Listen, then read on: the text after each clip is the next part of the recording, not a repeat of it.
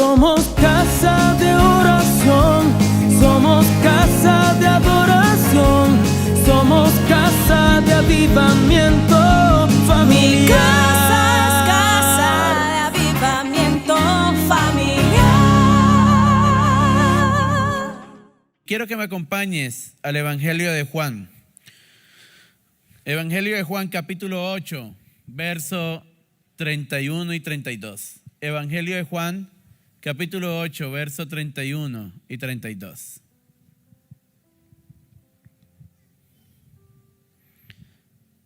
Dice la palabra: dijo entonces Jesús a los judíos que habían creído en él: si vosotros permaneciereis en mi palabra, seréis verdaderamente mis discípulos y conoceréis la verdad, y la verdad os hará libres.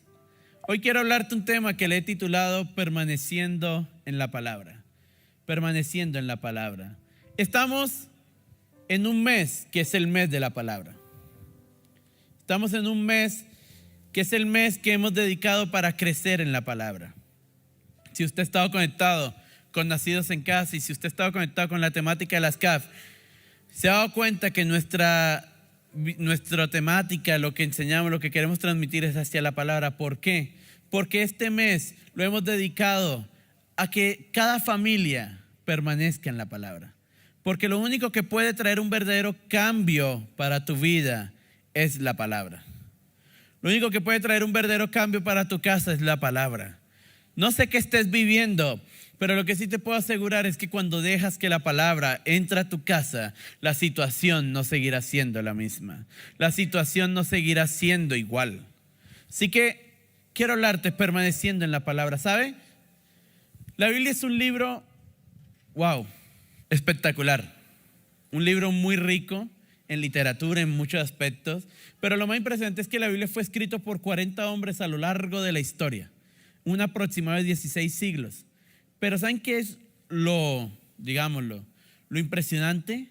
Ninguno se contradijo con otro, porque todos tenían una misma base, eran guiados por el Espíritu Santo. Es decir, podemos asegurar que estamos ante un libro que no solo fue escrito por hombres, sino un libro que fue supervisado por el mismo Dios. ¿Y qué nos puede decir eso? Que cuando tú lees la palabra, realmente estás leyendo lo que Dios quiere decirte a ti. Estás leyendo lo que Dios quiere decir a tu vida. Y quiero que en el mensaje, si estás tomando apuntes, si tienes buena memoria, guardes los siguientes significados. Permanecer en el original griego es meno. Y meno significa quedarse con expectativas de algo, perseverar, retener y vivir. Vuelvo a decir, quedarse con expectativas de algo, perseverar, retener y vivir. ¿Por qué? Resulta que permanecer en la palabra no es simplemente, y quiero que captes esto, permanecer en la palabra no es simplemente aprenderme unos versículos de memoria, es vivirla de verdad. Permanecer en la palabra no es que yo me sepa el Salmo 119 de pe a pa. No es que yo te voy a decir a ti, no. Miren, hay gente y hay pastores, y yo los admiro, que se saben la Biblia casi que de memoria. Y es admirable. Y tú me puedes recitar a mí la Biblia de memoria, si tú quieres. Pero permanecer en la palabra no es que tú te sepas todo de memoria, sino cuánto vives de la palabra. ¿Cuánto vives? ¿Cuánto obedeces la palabra? ¿Sabe que Saúl, el profeta Samuel le dijo a Saúl: Saúl, ve, acaba con todo ese pueblo. Miren, no dejes vivo, pero es a nadie. Y resulta que Saúl volvió todo feliz. Y Samuel dijo: ¿qué pasó, Saúl? No, yo soy una vaina bárbara. Mira, yo obedecí la palabra que Dios dio. Yo veo que Samuel dijo: uy, por fin, hasta que ya era hora. Cuando de repente empieza a escuchar Samuel, dice bramido de animales. Y Samuel le dice a Saúl: Saúl, ¿qué es eso que escucho? Yo hice conforme a la palabra de Jehová y tomé tomé lo que, o sea, técnicamente Saúl dijo, tomé lo que Dios me dijo que tomara, cuando Samuel lo quedó viendo como que, ¿en qué momento Dios le dijo eso? ¿Sabe por qué? Saúl intentó acomodar la palabra de Dios a su deseo, pero resulta que Dios no se acomoda a nosotros, nosotros debemos acomodarnos a Dios. ¿Sabe qué ha sucedido hoy en día? Hoy en día, lastimosamente, el pueblo cristiano busca cómo acomodar la palabra de Dios a ellos. Entonces, si la palabra de Dios dice no mientas, ay, pero una mentirita piadosa, eso no pasa nada. Una al año no hace daño. Pero resulta que mentira es mentira. ¿Y sabe cuál ha sido una frase que tiene verdad hasta cierto punto, pero que lastimosamente hay cristianos que la han tomado para excusar su pecado? No me juzgues. Tú no me debes juzgar. Tú no me debes juzgar. Oye, eres un mentiroso y la Biblia dice que eso es pecado. Es mi vida, no me debes juzgar. El único que me juzgue es Dios. Pues Dios te está juzgando en la Biblia. O sea, la Biblia dice que mentir, que los mentirosos no heredarán el reino de los cielos. La Biblia sí dice, no juzguen bajo las apariencias, sino juzgad con juicio justo. Ciertamente, ¿dónde está el error? Hay 3 errores cuando una persona, digamos, hablo de juzgar, no en el sentido de señalar o condenar más bien, porque el error es que nuestro concepto de juzgar es condenar a alguien. Entonces, cuando yo voy a juzgar a alguien, mire, técnicamente, Dios mío, el diablo se quedó pequeño cuando yo trato de juzgar a alguien. No, es que esa persona como puede ser, es que era ministro, no, es que ahora sí se va a ir al infierno, no, es que, o sea, técnicamente casi que el diablo dice, no, pues le cedo el lugar, papito. ¿Sabe que ahí está el primer error? Condenar. La Biblia nunca nos manda a condenar. De hecho, nosotros no somos quien para condenar a alguien. Cuando la Biblia habla de juzgar, es corregir a una persona con amor. El problema es con qué, o sea, ¿en base a qué lo corregimos? ¿En base a que yo me creo muy espiritual? ¿O en base a que la persona lo que está haciendo, lo está haciendo incorrecto a la palabra y yo quiero salvar esa alma? ¿En base a qué? Porque ahí es donde está. El error es que nuestros juicios sean vueltos condenativos, haciéndonos nosotros ver como que superiores. Ay, como que yo soy el más santo, entonces ven y juzgo. No. ¿Sabe qué es? Bueno, eso lo hablo más adelante, así que sigan allí. Hoy en día no vivimos en totalidad a veces la palabra de Dios. Vuelvo a decir, hemos tratado de maquillar la palabra para que la palabra se acomode a nosotros. Ay, la Biblia dice que oremos por nuestras autoridades, pero ¿yo qué voy a orar por ese corrupto? Ojalá Dios lo queme, se lo quite, se lo lleve, no sé, lo mate, no sé. Miren, si estudiáramos quiénes eran los gobernantes y las autoridades de Pablo, de Pedro, de los apóstoles, creo que los nuestros realmente son santos, casi que comparados a lo que fueron ellos. Miren, ustedes saben que era un Nerón que se deleitaba viendo en los coliseos cómo amarraban a los cristianos y les metían fuego.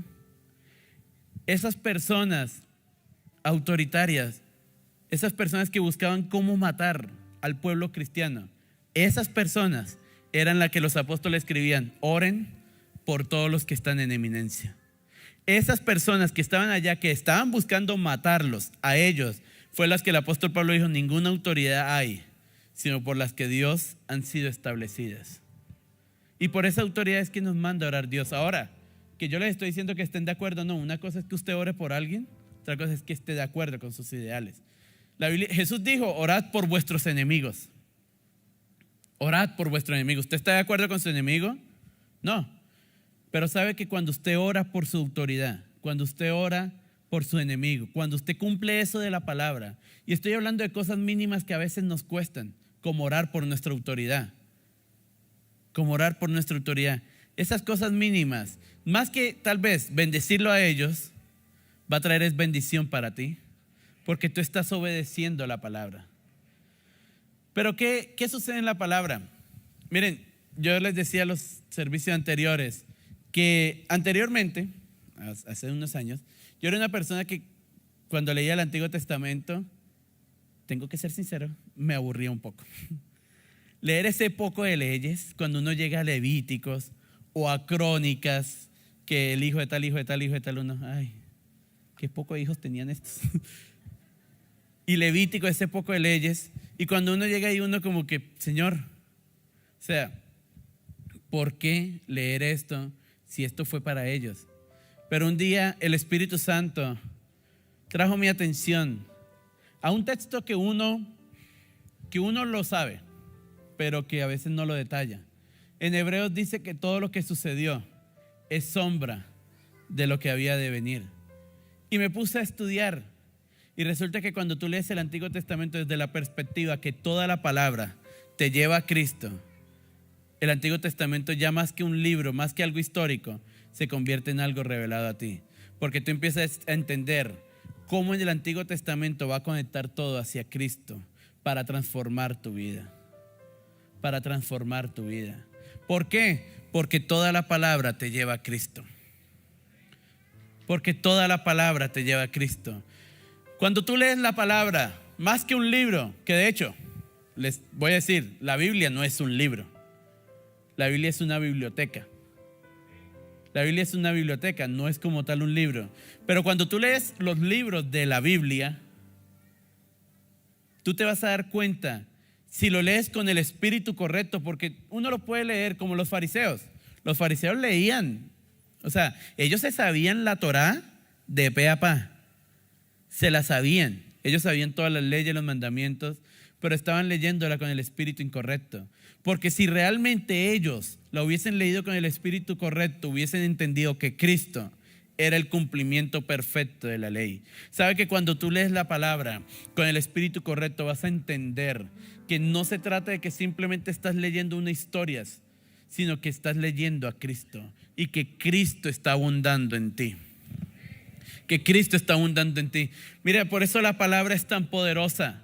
Por eso la palabra tiene el poder de transformar, porque es que la palabra no se trata de puras letras, la palabra se trata de Cristo. Y cuando dejas que la palabra entre a tu casa, es porque has dejado que Cristo entre a tu casa. Y cuando Cristo entra a tu casa, Él va a empezar a transformar, Él va a empezar a cambiar, Él va a empezar a traer un rompimiento. Le hablo aquí a los que están acá y a aquellos que están en redes. Cuando dejas que Cristo entre a tu casa, va a empezar a venir un rompimiento sobre tu familia y sobre tu vida.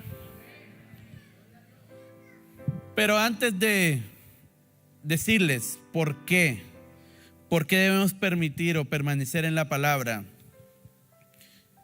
quiero hablarles de dos cosas rápidos que la palabra quebranta. Y quiero que vayas conmigo a la carta a los Hebreos.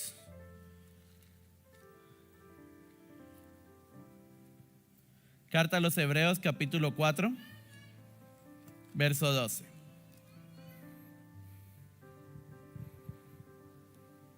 Dice la palabra, un texto conocidísimo.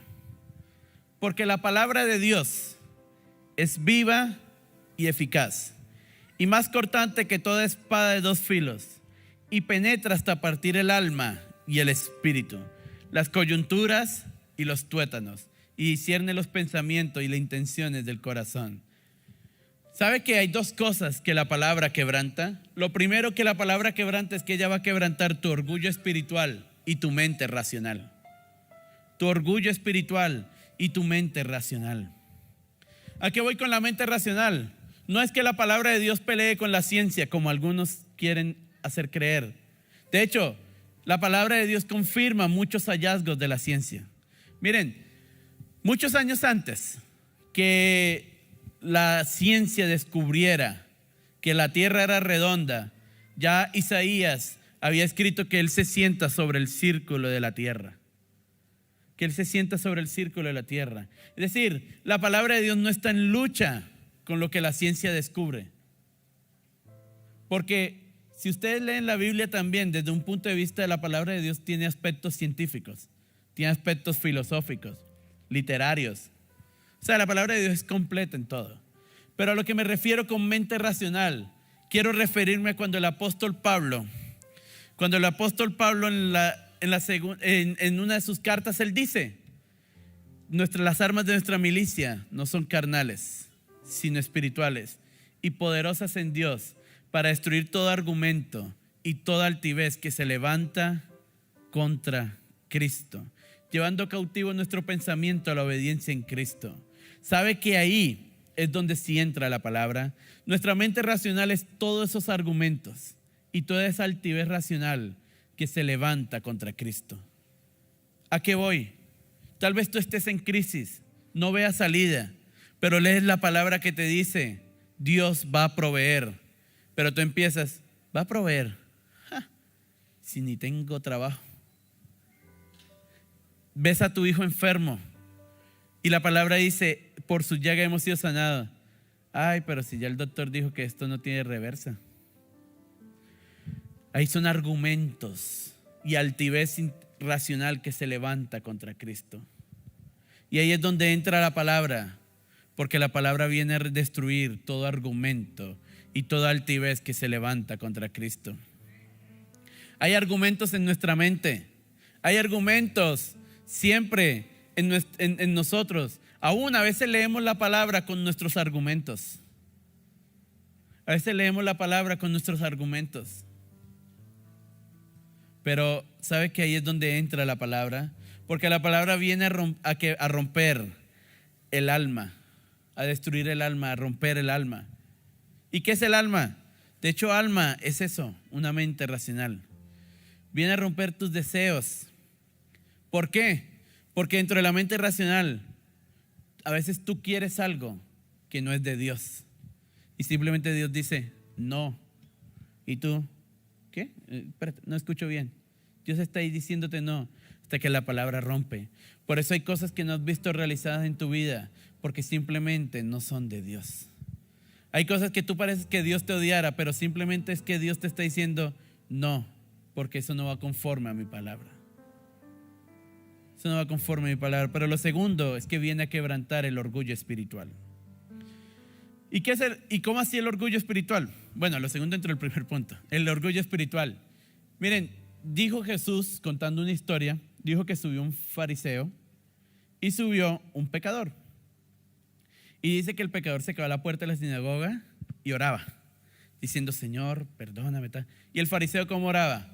Señor, gracias que no soy como ese publicano. Gracias que yo cumplo la ley. Gracias que de verdad así.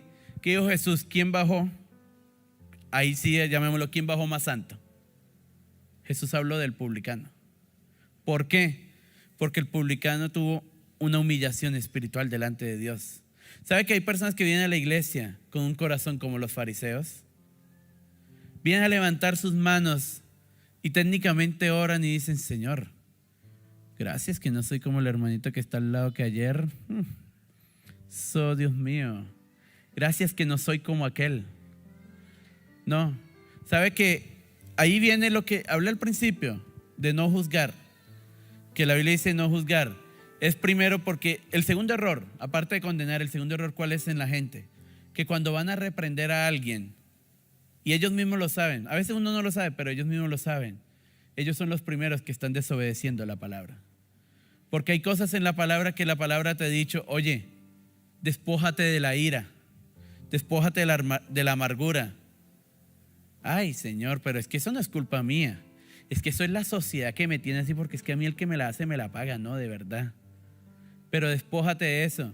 No, Señor, más bien mira, aquel hermanito, no, es que ese sí es un mentiroso, ese sí está mal. Pero si tú no escuchas la palabra, si tú no miras primero lo que hay en la viga en tu ojo, ¿cómo vas a sacar la paja en ojo ajeno? ¿Sabe que para eso viene la palabra a quebrantar nuestro orgullo espiritual? Día a día tú debes leer la palabra, no para ver cómo está el mundo. Señor, no, la verdad es que el mundo sí va de mal en peor, ¿no? No, sino para ver cómo estás tú. Día a día en tu devocional tú debes agarrar la palabra y en vez de decir, vamos a ver qué nos depara el mundo, agarrar la palabra y decir, Señor, ¿cómo estoy yo? ¿Hay orgullo en mí? Señor, probablemente hay desobediencia. Tal vez desobedecí. Ahora, guardar la palabra o tener humildad espiritual es ser perfecto, no. David, un hombre conforme al corazón de Dios. falló infinidades de veces. Pero ¿qué tenía David? Y es algo impresionante. ¿Qué tenía David que nosotros debemos tener? Cuando David era confrontado por la palabra que venía a través de un profeta. ¿Recuerdan cuando Natán fue a confrontarlo y le contó la historia? Y David dijo, se levantó David y me dijo, manden a traer a ese hombre que aquí lo matamos por lo que lo matamos. Y Natán dijo, ese hombre eres tú, David. Miren, primero yo me imagino el nervio de Natán. Natán dijo, bueno, ampárame Dios, me recibes porque aquí me mataron. Pero David, cuando escuchó la palabra de Natán, David dijo, uy, las embarré. Las embarré. Contra Dios pequé. Y miren la diferencia. Saúl, cuando Samuel le dijo a Saúl, Dios ya te ha desechado, Saúl dijo, listo, no hay problema, como que bueno, ora por mí a Dios, pero no me dejes mal ante el pueblo. Pero ¿qué dijo David? Ora a Dios para que tenga misericordia. Y David mismo se fue a orar, a pedirle perdón a Dios. ¿Sabe que ahí está la diferencia entre alguien que ha permitido que la palabra lo quebrante de su orgullo espiritual? Porque alguien con orgullo espiritual no es capaz de ser confrontado por la palabra. Pero alguien que ha dejado que la palabra lo quebrante es alguien que cuando falla, como que dice, las embarré. Pero las embarré. ¿Por qué? Porque deja que la palabra hable. Porque deja que la palabra hable. Dios viene a quebrantar tu orgullo espiritual y esa mente racional, esa duda. ¿Por qué? Miren, hay un texto que vamos a detallarlo un poco. Dice, la fe viene por el oír.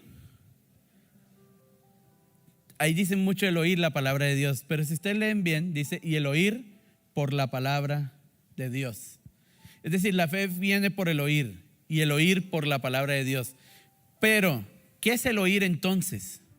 Resulta que cuando tú estás tan alejado de la palabra, tus oídos espirituales están tan cerrados a lo que realmente Dios está revelándote, que la palabra se convierte en un simple escrito. Pero cuando tú te metes con la palabra, Dios va a empezar a abrir tus oídos espirituales para que tú escuches, más allá de lo que estás leyendo, escuches lo que realmente Dios te quiere enseñar. Y ahí, por ese oír, es que Dios va a empezar a activar la fe. Es que Dios va a empezar a activar la fe. Y sé que la fe de muchos en este mes se ha activado. La fe de muchos en sus familias. Que han visto crisis, sí. Que han visto dificultades, sí. Pero que la fe de muchos se va a activar para que la palabra empiece a traer sanidad. Para que la palabra empiece a traer libertad. Para que la palabra empiece a traer eso que necesitas para tu casa. Pero no solo va a quebrantar nuestra mente racional y orgullo espiritual, sino también la palabra destruirá tu caminar erróneo y tus fuerzas de vida. Ahí en Hebreos, en el verso 12 dice, para destruir las coyunturas y los tuétanos. ¿Qué son las coyunturas? Las coyunturas son estructuras que permiten la movilización de uno o más huesos. Y su función es prácticamente permitir una buena movilización en el ser humano. ¿Qué sucede si se dañan las coyunturas? O sea, las coyunturas es lo que te permite a ti hacer esto, sentarte con las piernas. ¿Por qué? Con las piernas dobladas, porque son estructuras que están en medio para permitir una buena movilización. Si se dañan o en su defecto, como dice la Biblia, se destruyen, una persona puede llegar a quedar sin movimiento de las extremidades. ¿Sabe que cuando yo supe esto, Dios impactó muy fuerte en mi vida porque entendí el salmo que dice, hay caminos que al hombre le parecen camino de bien, pero su fin es camino de muerte. ¿Sabe por qué Dios a veces, a ti y a mí, hay cosas que no nos deja caminar y avanzar? Que parece que uno quisiera como que comenzar y parece como que eso no tiene ni pies ni manos, ni camina ni nada. Y uno dice, Señor, pero sí, o sea, si esto era, porque entre otras cosas uno dice, pero Señor, si yo sentí que esto era de ti. Quiero aquí abrir un paréntesis. Satanás tienta con la palabra. Cuando Jesús fue tentado por Satanás en el pináculo, recuerden que cuando Jesús fue tentado por Satanás en el pináculo, Satanás le dijo, échate, tírate, porque escrito está, A sus ángeles mandará cerca de ti para que te guarden. Satanás tentó a Jesús con la palabra. ¿Por qué? Porque hay cosas que a veces van a venir a tu vida, que van a aparentar ser de Dios, pero solo si tú has sido quebrantado por la palabra vas a entender cuando algo es realmente de Dios. Cuando algo es realmente de Dios.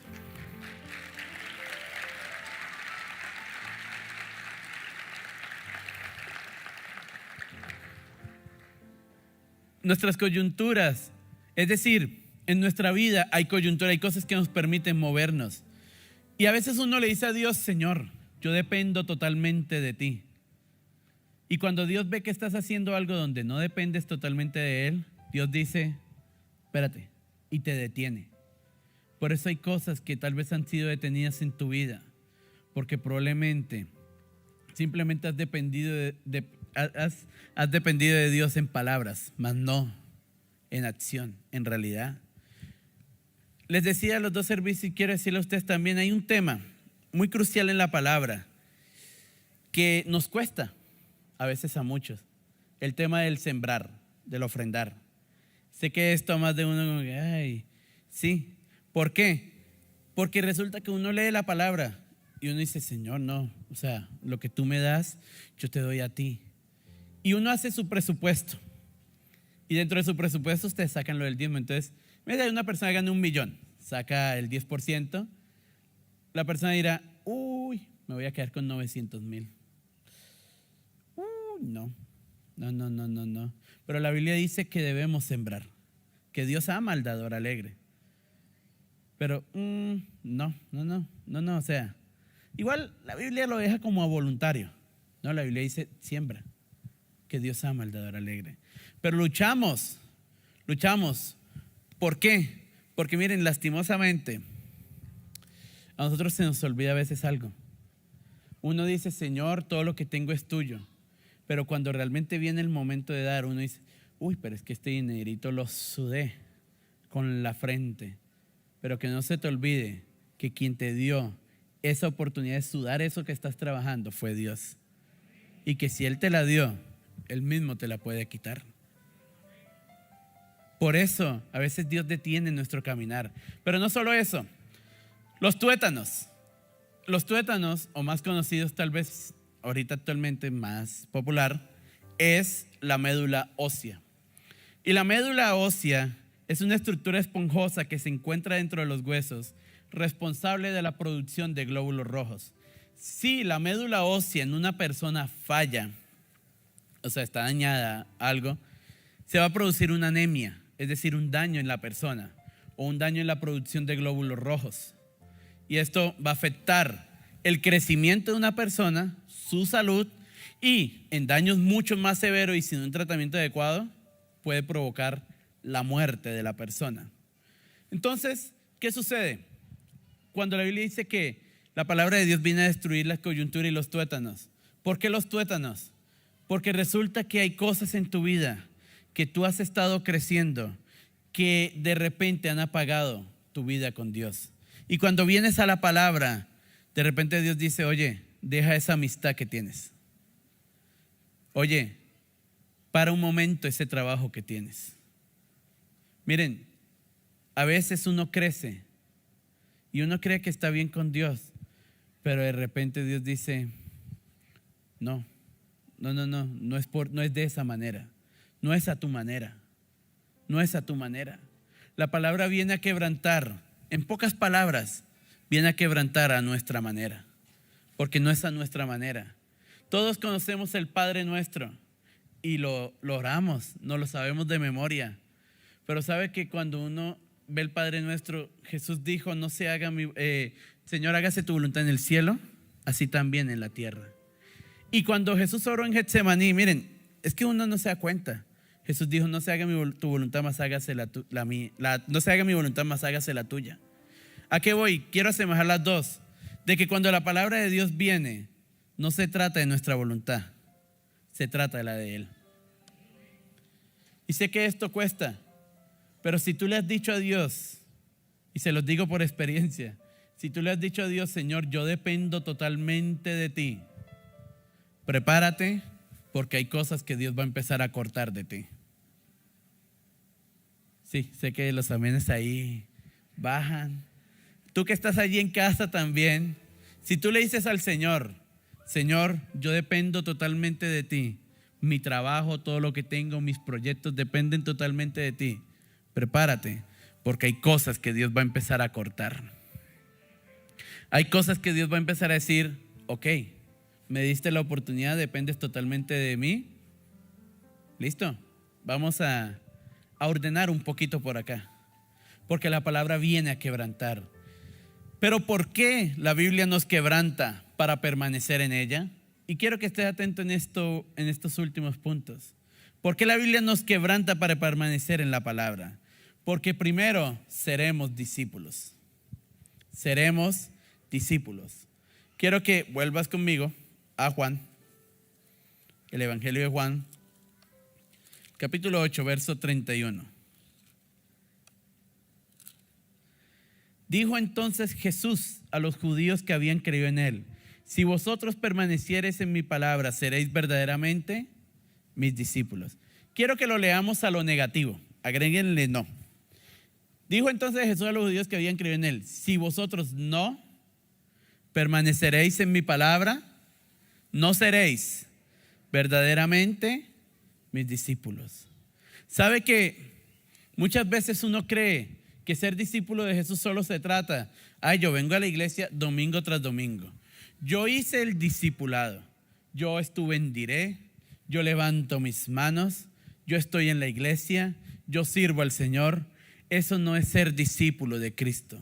Jesús puso un condicionante: si ustedes permanecen en mi palabra, serán verdaderamente mis discípulos.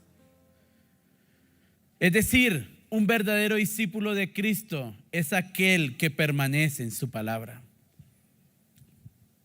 Un verdadero discípulo de Cristo no es aquel que dice soy cristiano. Bien, no, sino aquel que permanece en su palabra. Aquel que retiene lo que Jesús le ha dicho, lo que Jesús le enseña. Aquel que retiene, que persevera. Por eso la Biblia dice que el que persevera hasta el fin, ese será salvo.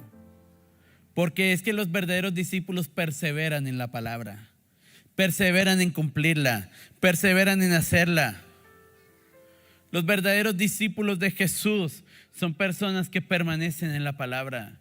Si tu vida, si tal vez en estos momentos esta palabra está llegando a ti y te ha dicho, oye, estás viviendo una vida un poco alejada de la palabra, tal vez es porque Jesús quiere que todos seamos sus discípulos, pero es porque Jesús quiere que corrijas tu camino. Jesús quiere que todos seamos sus discípulos, no solo unos, sino todos nosotros. Todos los que estamos acá, todos los que nos están viendo en redes, los que nos escuchan a través de la emisora, Jesús quiere que seamos sus discípulos. ¿Sabe por qué? Porque es que ser un discípulo de Jesús es caminar bajo la autoridad que Jesús caminó. Es caminar bajo la autoridad que Jesús caminó. Y algo muy sencillo: Jesús reunió a sus discípulos y les dio autoridad y poder para echar fuera todo demonio y sanar toda enfermedad. Miren, cuando tú caminas bajo la palabra, no habrá enfermedad que pueda hacer frente a tu vida. Cuando tú caminas bajo la palabra, no habrá brujería, no habrá santería, no habrá nada que pueda hacer frente a tu vida, porque la palabra hará que Cristo entre y cambie la situación en tu casa.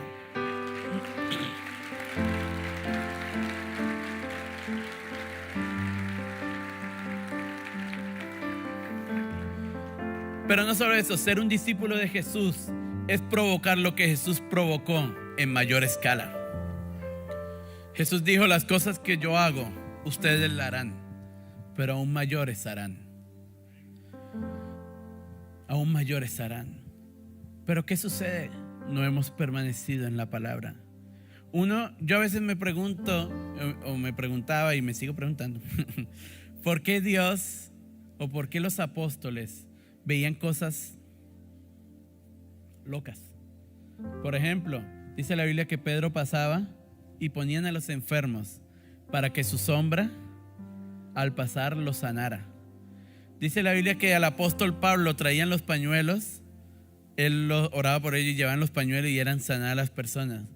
Pero ¿por qué ellos vivían ese nivel del poder de Dios tan real? Que tal vez en nuestra época, en nuestro siglo XXI, uno dice: Señor, yo sé que tú lo haces, pero ¿por qué uno no lo vive? Y sabe que cuando llegué a este texto, comprendí, nos falta permanecer en la palabra, porque ellos permanecían en la palabra. A pesar de las dudas, ellos permanecían en la palabra. Miren, ¿a qué voy?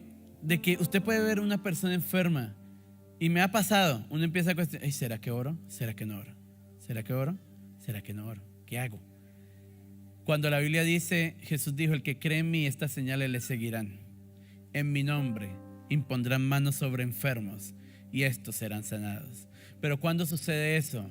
Cuando de verdad somos unos verdaderos discípulos de Jesús. Es decir, cuando permanecemos en la palabra. Cuando permanecemos en la palabra. Pero no solo nos hace discípulos. Lo segundo que provoca permanecer en la palabra es que conoceremos la libertad. Conoceremos la libertad. El verso 32 dice: y conoceréis la verdad, y la verdad os hará libres. Yo leyendo este texto, algo me causó curiosidad, y es: la palabra es verdad. Pero ¿por qué Jesús dijo: si permaneciereis en mi palabra, conoceréis la verdad? ¿No se supone que pues ya la conocí por la palabra? Y de repente el Espíritu trajo a mí Juan 14:6. Mas Jesús dijo: yo soy el camino, la verdad y la vida. ¿Sabe por qué? Porque es que cuando tú permaneces en la palabra, tú vas a conocer a Jesús. Cuando tú permaneces en la palabra, tú vas a conocer a Jesús. Y es que Cristo es tu verdadera libertad. Por eso es que dice el verso 36: así que si el Hijo os libertare, seréis verdaderamente libres. Porque es que el único que te puede liberar, el único que te puede liberar es el Hijo. El único que te puede liberar es el Señor. El único que te puede liberar es Jesús. Cuando tú permaneces en la palabra, Jesús va a entrar en tu casa para traer ese rompimiento, para traer esa libertad, para traer esa sanidad. No sé lo que has estado viviendo, pero hoy vengo a decirte que mientras permanezcas en la palabra, va a venir libertad para tu casa, libertad para tu vida y libertad.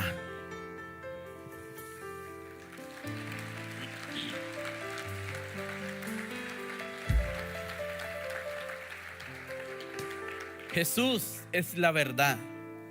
Permanecer en la palabra nos hará conocerlo a Él, conocer a Jesús. Y entre otras cosas, cuando a nosotros se nos llamó cristianos, que ahorita ya se ha vuelto un nombre tan común, que hemos perdido como su valor. ¿Sabe qué es cristianos? Cristianos es pequeños cristos. Es decir, tú y yo, cuando decimos ser cristianos, si tú realmente dices yo soy cristiano, tú estás diciendo yo soy un pequeño Cristo. ¿Por qué? Porque resulta que tú y yo estamos llamados a ser imitadores de Él. El apóstol Pablo en su carta a los Efesios, el capítulo 5 dice: sed imitadores de Dios como hijos amados. Tú y yo somos llamados a conocer a Jesús. A conocer a Jesús. Tú que estás sentado aquí, tú que estás allí viéndonos o escuchándonos, tú y yo estamos llamados a conocer a Jesús. La vida cristiana se trata de conocer a Jesús. ¿Y cómo le conocemos? Por su palabra. Por su palabra. Por su palabra sabemos qué le agrada a Jesús, qué no le agrada. Por su palabra sabemos cómo orar, cómo no hacerlo. Por su palabra le conocemos. Y solo en Él está nuestra libertad. Solo en Él está nuestra libertad. Oh, hay una gloria de Dios. Solo en Jesús está nuestra libertad.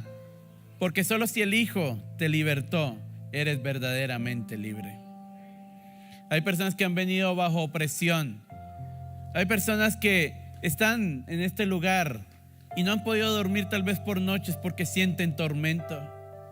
Pero tú has venido a este lugar porque hoy Cristo está aquí. porque hoy Cristo está en este lugar.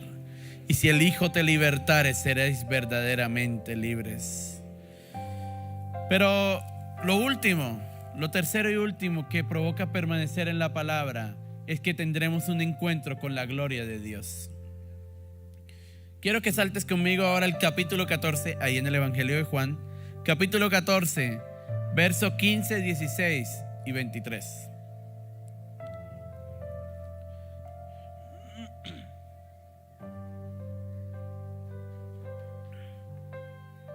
Dice el capítulo 14, verso 15: si me amáis, guardad mis mandamientos, y yo rogaré al Padre, y os dará otro consolador, para que esté con vosotros para siempre.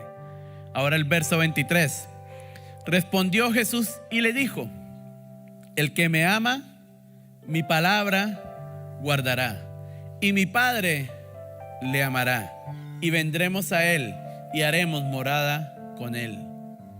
Miren, el que me ama, mi palabra guardará. Es decir, el que no guarda la palabra, no ama a Jesús. Tú puedes jactarte diciendo: yo amo al Señor. Mira, Señor, por esta te amo de verdad. O sea, yo te amo, yo te amo, yo te amo. Tú puedes decir te amo todo el día si quieres, pero si tú de verdad no guardas la palabra de Jesús, no amas a Jesús. Él dijo: el que me ama, mi palabra guardará. Mi palabra guardará. El que me ama, mi palabra guardará. Pero quiero destacar, es que dice: y vendremos a él, y haremos morada con él. ¿Sabe que todos acá tenemos la realidad y tenemos la certeza y el concepto de que él habita en nosotros? Porque él habita en cada uno de nosotros. Y eso lo tenemos clarísimo. Pero ¿sabe de qué no estamos conscientes? Que él está con nosotros. Que él está con nosotros. De eso no estamos conscientes. ¿Y por qué digo que no estamos conscientes? Ustedes me dirán: no, pero yo sí sé que Dios está conmigo. Les voy a poner este ejemplo. Digamos que su esposo, su esposa, los que son casados, sus mejores amigos, no sé, la persona que ustedes más aman, sus familiares, pasaran con ustedes 24/7 todo el día para todo lado que ustedes vayan. ¿Ustedes harían algo que saben que a él le desagrada? ¿Ah? ¿Por qué? O, por ejemplo, harían algo cuando vayan a hacer algo, que van a comer a un restaurante, pongamos en esos términos, que van a comer a un restaurante. Entonces, ¿qué le dirían a él si él está con ustedes 24? Oye, ¿quieres ir a comer arroz chino? No sé, algo. La persona dirá: no, sí. ¿Por qué? Porque ustedes son conscientes de que alguien está con ustedes. De que alguien está con ustedes. ¿Sabe que muchas veces nosotros somos conscientes que él está en nosotros, pero a veces durante el día se nos olvida que él está con nosotros? Que él está con nosotros. Jesús dijo que él moraría en nosotros, pero estaría con nosotros. Él está contigo en cada momento donde tú vas. Él está contigo en tu oficina. Él está contigo en tu casa. Él está contigo mientras vas en el carro, mientras vas en la moto. Él está contigo. Él está contigo. ¿Y sabes dónde se ve eso? ¿Sabes dónde se ve eso, que él está contigo? En los momentos de dificultad. Porque cuando vengan momentos de dificultad, es donde empieza la duda. Ay, no, ¿ahora qué hago? Mientras alguien que es consciente de la presencia de Dios va a estar: Señor, mira, se presentó esto. ¿Qué sucede? ¿Qué hago? ¿Qué procede? Alguien que es consciente de la presencia de Dios. Jesús dijo que si guardamos su palabra, él vendría y haría morada en nosotros. Miren, la iglesia hoy en día, lastimosamente, gran parte del cuerpo de Cristo ha perdido esa sed por la presencia de Dios. La mayoría de nuestras oraciones son: Señor, provéeme. Señor, bendíceme. Señor, necesito esto. Señor, necesito aquello. A mí me asombra Moisés.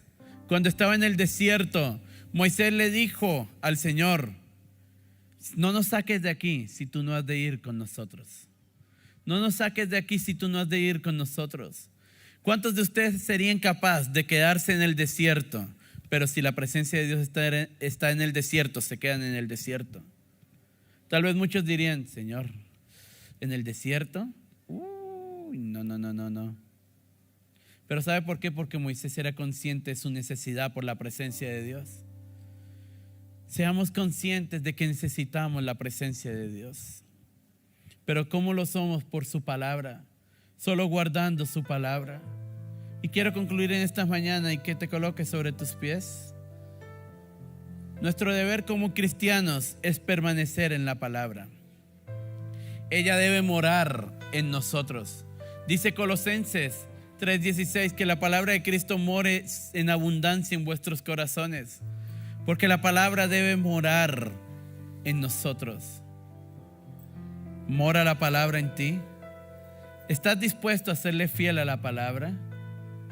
En esta hora, en esta mañana, estamos dispuestos, estamos sedientos de verdad por un hambre por la palabra, a decirle, Señor, ¿a quién iré si solo tú tienes palabra de vida eterna? Solo tú tienes palabra de vida eterna. Quiero que cierres tus ojos por unos minutos y le digas, Señor, ¿a quién iremos si solo tú tienes palabra de vida eterna? Solo tú puedes transformar la realidad de mi casa. Es tu presencia lo que yo necesito. Es tu presencia lo que yo necesito. Es tu presencia lo que yo necesito, Señor. Somos casa de oración, somos casa de adoración, somos casa de avivamiento familiar.